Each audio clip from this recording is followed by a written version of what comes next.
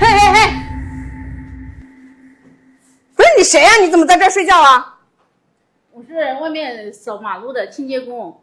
你扫马路的清洁工，你去扫马路啊？你怎么在我们办公室睡觉啊？你看我们办公室这么整洁，你再一来，你看臭气熏天的。这不是你们老板，这里的老板说让我们在这里来吹空调，凉快的嘛。昨天我们太热了，就在树荫下凉快，但是你们老板看见温度太高了，就把我们领在这里来，说我们每天就可以在这里面吹吹空调，喝喝茶的。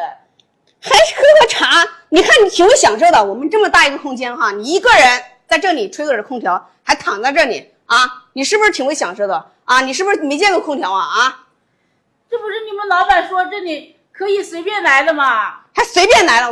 我告诉你啊，吹空调200块钱，赶紧的。啊，还要200块钱呀？怎么了？200块钱怎么了？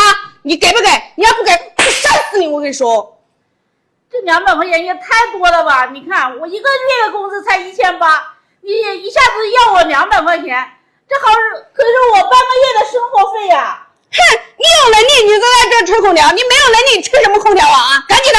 那我不吹了，我走。我告诉你，你还不吹？你现在空调打开了，你不吹也得给钱。我告诉你，空调打开了，电费它一启动，电是不是也要出电费啊？赶紧的，快点！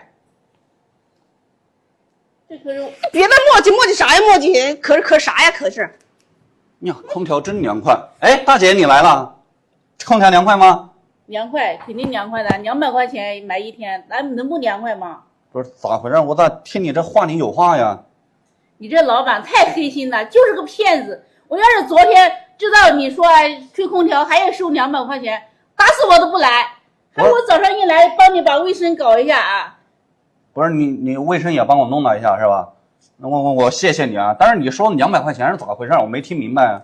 你还没听明白？你的助理一来，早上就收到我200块钱，说是你受益的，让他来收的。那等会儿啊，我没有收集任何人说收电费啊，不是你收到他200块钱。老板，你别跟他胡说，我什么时候收你钱的呀？